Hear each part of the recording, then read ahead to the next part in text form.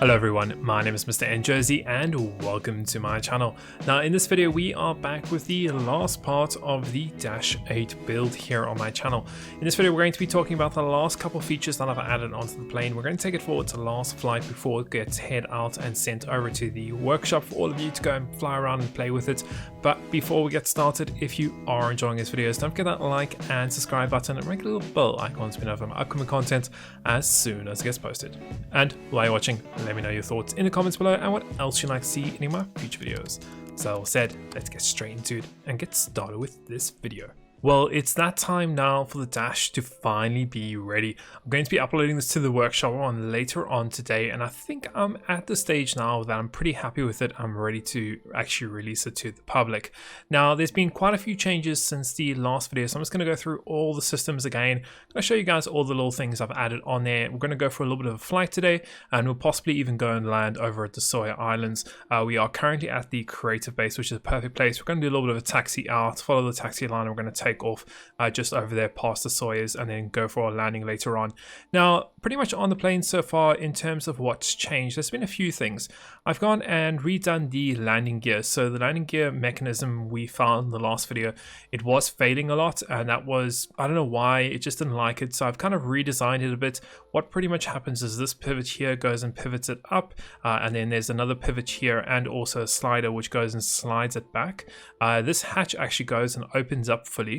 You'll see that it's closed at the moment, and it will be closed whilst deployed, and it also closes once it obviously gets undeployed and gets retracted, and it only opens up while it's moving, which is pretty cool. There's a refueling hatch just over here on both sides, obviously to refuel either wing, which is something new. We did have it earlier before inside this little hatch here, but I decided just to move it across. We finished the emergency doors. We'll have a look at that in a few minutes. We still have our cargo bay. I've gone and added a little light and also my logo over here. So you'll see there's some lights that actually go and spray onto this, really cool. We've also obviously just added some tags onto the plane. Moving around at the back, there is a exhaust here, and also we've got some new navigation lights. I think a few of you commented and said, oh, the navigation system and the lights weren't exactly what it should be on the Dash, so I've gone and updated it and tried to make it as realistic as possible. We've added a few more doors on the other side. We've added a door here at the back that you can simply go and open and access to get inside the deck here. And there's also another door here. Now, before, what happened was we had this little door that actually had the stairs on it, and I also had the same on the other side. A lot of you guys said, oh, well, this is just meant to be a service door. So I've made it a service door. Pretty straightforward. We've gone and changed that. We still have the sliding door here, which is quite nice. It goes and retracts itself. It makes it look itself really quite nice and pretty, I think. It looks very clean. Obviously a little British flag here. Color scheme I'm sticking with is going to be a blue underneath, blue on the tail, and then white around. I am thinking of making a rescue version of this plane, which will have like a rotating camera underneath it, maybe a sonar or a radar underneath it. I'm not too sure, but I'd love to hear your comments below. Do you guys want to see a rescue version of this plane? And I think I'll make one. So let's jump inside the interior and let's have a look around and see what the changes are inside. So the first thing that we see is, I'm just going to get some lights on. So let's just go and get the batteries on, avionics, and let's go and get our cabin lighting on. And I'm just going to disable the alarms. Okay, perfect. And do we have cabin lighting? Yes, we do. Okay, great. Okay, so over here, not much in terms of here has changed. We still have our exit signs just over there that are illuminated. I've added some equipment, some oxygen masks over here. We also have some jump seats. Oh, there's some extra things I want to show you guys. So I'm just going to go and get the, let's see, cabin lighting, emergency lights. There we go. So we got the emergency lights. You can see we've actually got the emergency actual walkway, which leads you to the exits, which is quite nice. We've got the jump seats, which I've added in here, obviously just for crew if they need to sit over here. We've got it. We've got some equipment, fire extinguishers, medical aid, defib, etc. We've got the toilets, which you can go inside. You can open up. The light comes on automatically in terms of automatically, which is quite nice. We've got all of our seating. We also got our emergency lights, no smoking, etc. You can see it leads over to the emergency exits over underneath the wings, and these just go and pretty much just rotate open. I thought this would be the best in terms of it rotating to the front, because then if the plane's moving, then you could jump out and you go towards the back. What else do we have? So we've got the seats, which of course are movable, as we've already seen. So if we want to move the seats, we can just obviously disconnect them over here. I've also added oxygen masks. inside each one of the seats here, so each passenger will have their own oxygen mask just in case of any emergencies or anything like that. And you can see we can turn these all off and we can still go and slide this. Now the whole point of sliding all these seats is that we then get some more space for cargo. So this is fully ISO compatible. We can get, I think I tested it earlier and I managed to fit about 4 containers in here with the seats just retracted. So you can put the containers in here, you slide them in, you can fit 1 in the back there and then 3 in the front, which is pretty cool. We can go and close that little hatch there. At the back there's a little bit of thermal clothing just in case it's cold outside and you do have to obviously load cargo in and out. As I said, we have the another door here at the back which can be used as an emergency exit if need be. And then we also got some equipment. So I've gone and put a couple welding torches underneath here just in case you actually need to do any repairs. There is that inside there. Yeah, pretty straightforward in terms of what that is. Automatic heaters throughout the cabin. I just noticed a little bit of painting that I need to go and do and fix. But besides that, pretty much all good inside here. Let's go and close the staircase and we're going to go into the cockpit. So cockpit's received a few updates. Obviously we have the door with the flight deck lock. We have a camera to obviously check the passengers or the cargo. We've got some equipment here and we've got the hatch here which goes down into the landing gear. As you guys can just see, I've just gone and fallen inside there. But you can just use the seat to get back if you need to. So that's a nice little hatch that we have there. I think it's quite useful. Another little jump seat inside the cockpit. We obviously have the co-pilot and the pilot seat. We can move the seat forwards or backwards depending on what we want. So if we want to move it all the way forwards, we can, or we can move it backwards. Up to us. In terms of panels, a few things have changed here. We've got oxygen masks and we also got binoculars. You'll notice that there's no microphones and there is no actual speakers anyway. So you're probably thinking, well, how do you do radio communication? How do you use the intercoms inside the plane? Well, that's where we've got this new feature that's coming out today, which is going to be the built-in headset. And you can see that on our actual seat here, we've got 2 little headsets. And as soon as I jump on the seat, my actual character gets a headset now. So all the audio is actually getting fed into these 2 pilot seats. Now I've got 2 radios and also the intercom system actually feeding into each pilot seat. So it doesn't matter what radio you're using, doesn't matter if you're using intercom mode, it all feeds through the headsets of both the co-pilot and the pilot. So both of them receive everything the same, which is quite nice. And they can actually talk to each other using the headset. So I thought that would also be a quite cool feature. What else do we have above us? We have our normal football lighting system at the bottom here. We have our cockpit lights, which are just here in the corners. We also have our position lights, anti-collision, and logo lights. So you can see I've updated the lights ever so slightly. So we got the blinking on the left and right.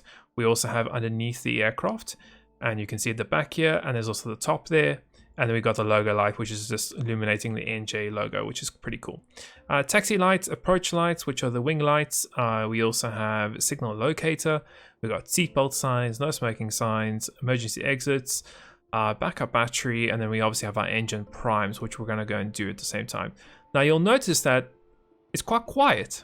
You don't actually hear anything. That's because these new headphones or headset that on the seats go and mute everything. So you can see I've just gotten out the seat. I can hear the engines. I go and jump into the pilot seat. Everything is muted. I really think that's cool. I think it's a really cool feature. I'm going to turn the approach lights off. I'm also going to get my brakes on here before we start moving. We've got an option to mute the alarms, intercom mode, which disables the radio so we can talk in between the cabin and the crew at the back.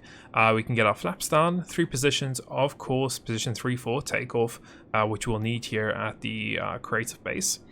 Besides that, we have our GPS waypoint system that we can go and do. Now, the whole point of this GPS waypoint system is that you can go, oh, I want 1 waypoint here. You go and put it in the system and it goes and logs it. Then I can say, well, okay, I want to fly maybe over there. And we're going to put another one in and it goes and logs it. Same thing goes, we can continue adding these waypoints and continue adding them, and it keeps on logging them and it will follow the waypoints on. And you'll notice the map is quite bare bones. That's because it's got its hidden features where you touch the screen, it gets a little bit of a symbol there, and you can then see the up, down, left, right. You can see we've got 4 waypoints here. We've got the radios and so on and so forth. So I like this. Throttle wise, you can see I've actually labeled there what you need for taxi, what you need for cruise, and what you need for takeoff. Now on top of that, I've actually added a auto speed, auto throttle system, which I'm going to show you just now. It's the best way for conserving fuel and also maintaining your speed. So I'll check that out in a few minutes. We got handoff controls, take control, flight stabilizer. We obviously have our crossfeed fuels. We have dump fuel. I think you guys asked me to put that in last time. Gear up and down, we'll see how the new gear system works. Enable reverse thrust, so if we enable that now and the RPS is between 0 and 10, it will actually go into reverse thrust and we'll go and move backwards. I've actually removed the use of up and down to control the pitch of the rotor blades. I've just got them on full pitch now, and what's pretty much happening is using your throttle to control the throttle and also the pitch of the rotor blades, which is all the one built-in feature. You don't have to worry about extra things. We've got our increased heading hold system. We have a speed hold system. We can obviously switch our altitude up and down. We've got our warning system, of course. I've also added some toe brakes, which is quite useful. So what I'm going to do is I'm just going to go and disable this and disable this. And I'm going to start moving forwards, as you guys can see. I'm going to just start moving it to the left here and actually to the right. And then we're going to just do our little bit of a taxi. I don't have to touch the throttle. I don't have to do anything else. It's already all set. I could increase it a bit just to get a little more power, but I think it's fine. Okay, so we're just going to go and do a little bit of a taxi here, get on the runway, get ready to take off in a few secs, and then we can get our throttle all the way up, and we can pretty much take off. Now the nice thing about this is the flaps pretty much does all the work for you when you actually are doing a takeoff here, which is the plane, which I think is pretty cool. You don't have to touch the pitch of the plane, you don't have to touch the rudders, you don't have to touch absolutely anything. Everything is managed via the actual option to use the flaps here, which I think is a cool feature. So let's go and just turn this around and just make sure we start lining up here. You can hear, I still really think this whole muted headphones thing is pretty cool. I don't think it's going to be useful in all situations, but I think it is still quite a cool feature. So we're just going to go and line up here. We can probably get our throttle up a bit here, just so we obviously do our taxi a little bit quicker.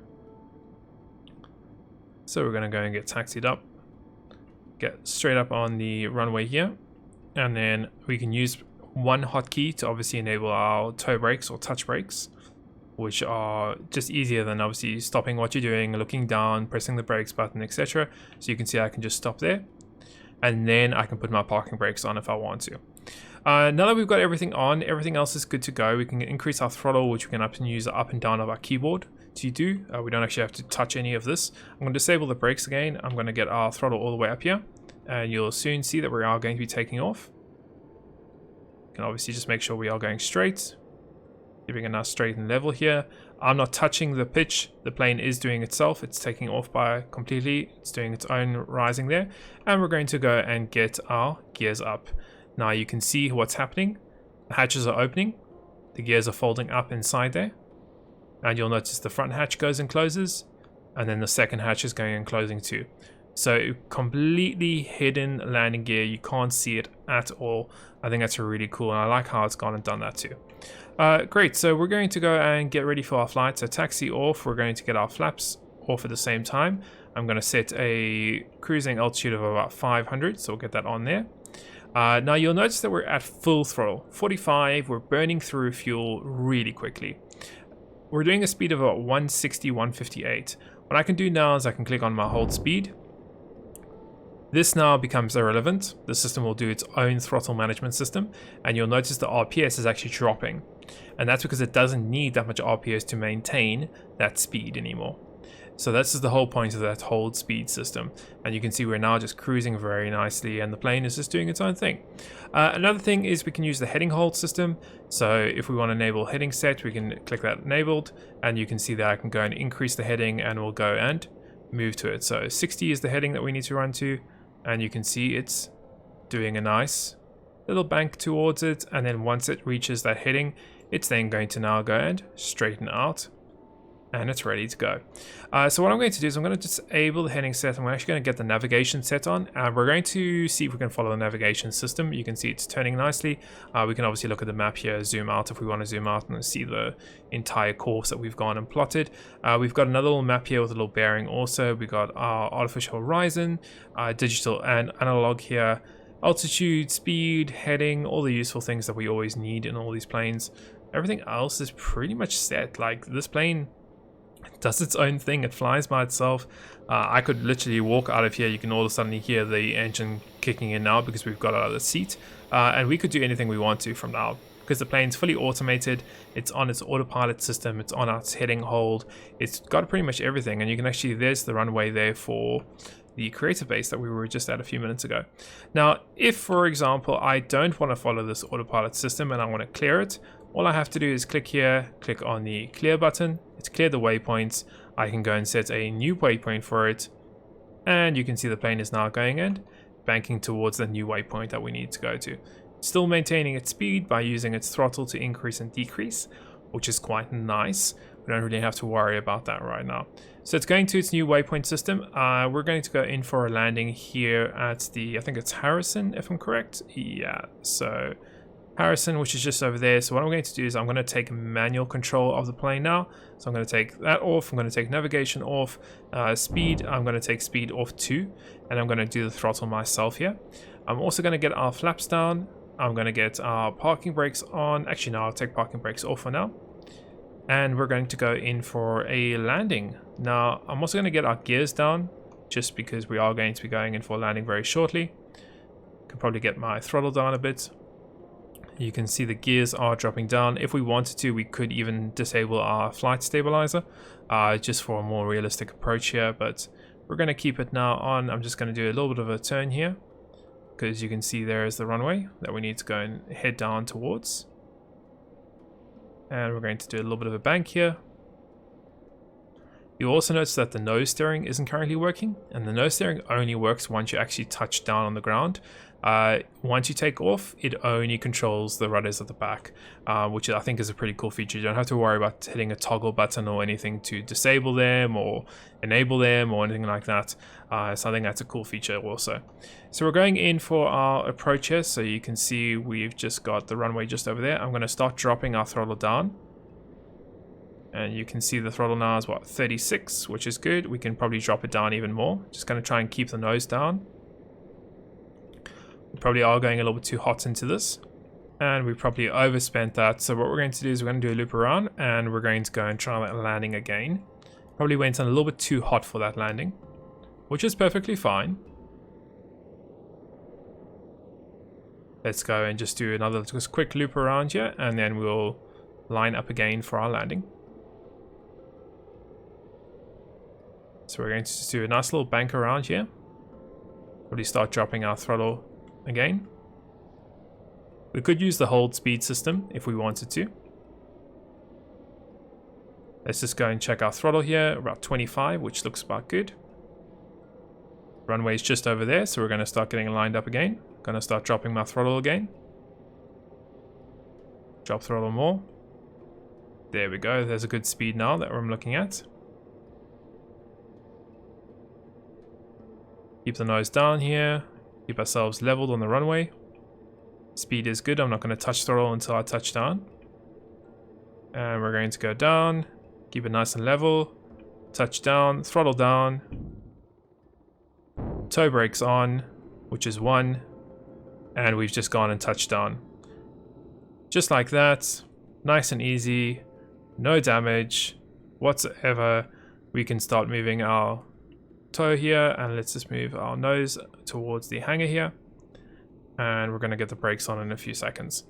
But just like that, yeah, I think this plane, this is I think one of my biggest planes that I've done, and probably one of the most highly detailed ones.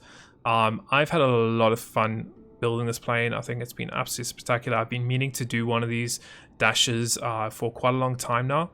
And I think, yeah, I think this one's turned out absolutely fantastically. I don't see anything going wrong with flying this yourself. I think I've tried to make it as straightforward and as easy as possible to fly for anyone. I don't think there's anything like complicated in here that you should really be worried about. It is all pretty straightforward. But yeah, I would love to hear you guys' comments about this plane. What do you think about it? Would you like to see a rescue version? What maybe don't you like about this? I'd love to hear obviously all your comments in the video below.